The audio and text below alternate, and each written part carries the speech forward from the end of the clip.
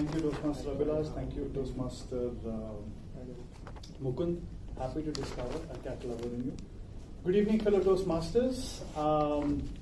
Before I start my talk, I want to ask you, how many of you fear rejection? Seems like I'm in a room full of people who are like me. Fear of rejection was this ugly twin I discovered during my teen. Every time I liked somebody, the fear of rejection would rear up, and it would be like, you're not worth her, she's way above you. And it would send me inscrutable messages in my head. So I pretended to not be interested in women because I was scared of getting rejected. So I pass out of school, I go into first year pre-university.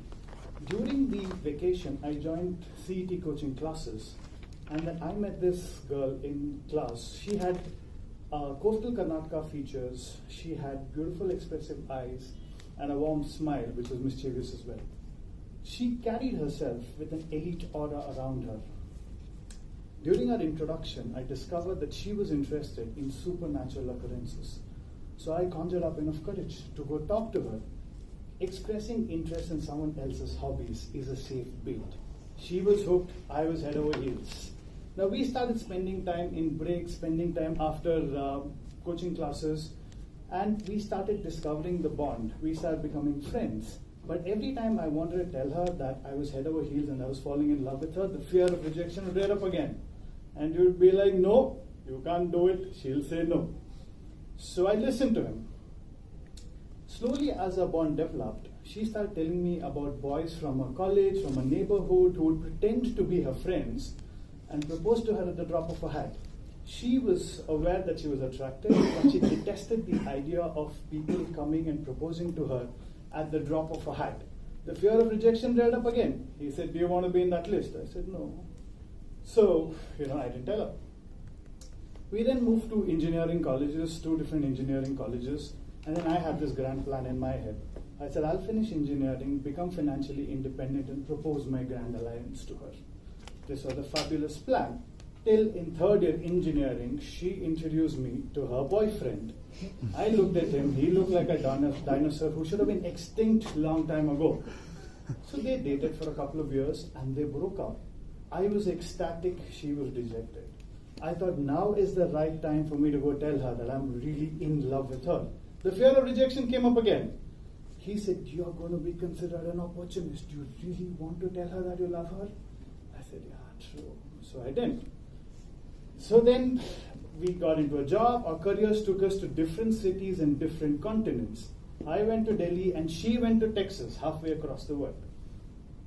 So we kept chatting, but then I never could conjure up the courage to tell her. So one night I was watching When Harry Met Sally. Talk about rom-coms and bravado. I said, I have this grand plan now. I had a B1, B2 visa from work. All I needed was a ticket to Texas and a weekend to spend with her. So I sent her an email saying, what are the possible weekends and here's my plan. When she realized I was using my own hard-earned money to fly halfway across the world, she discouraged me. She said, are you mad spending $1.5 lakh to come and spend a weekend with me? I said, well, if money and geographies cannot make this grand meeting happen, technology can. So I consulted a couple of my friends. I said, why not I Skype call her? Experienced people said, no, don't do it, give her time. I said, okay, what do I do? So I wrote this beautiful email to her, which I considered was a masterpiece. I wrote it, I read it, and I was really happy. Convinced, hit send. Absolute silence. There was no response from her. Minutes seemed like days seemed like years. And the fear of rejection would accompany me every single minute, and he would stare me in the face. He would laugh hysterically. He seemed like Joker, I was Batman. So I spent my days like that. Suddenly over the weekend, the phone rang. It was her. The fear of rejection looks at me. I said, haha, I got the call. So I pick up, and then she's on the other side. So she says, I read your email. Thank you for being honest. I appreciate your honesty. I cherish our friendship, but I don't necessarily think I see you as a life partner. The fear of rejection was overjoyed. He was laughing. He got drunk. And then he fell off the balcony and died.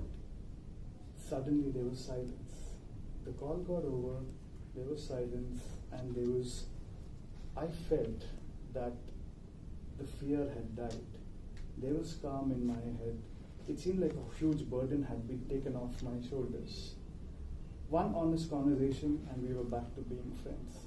A few years later, I ended up going to Houston, spending the weekend with her, and she introduced me to another man she was dating whom she wanted to get married to. On her way back home, she turns to me and she says, "What do you think of him?" Life had seemed to come a full circle. So, fellow Toastmaster, the lesson I learned from rejection was to fearlessly express your honest opinion to someone else whom you truly love, and be fearless about the outcome of it, and appreciate their opinion even if their answer is a no. Thank you so much.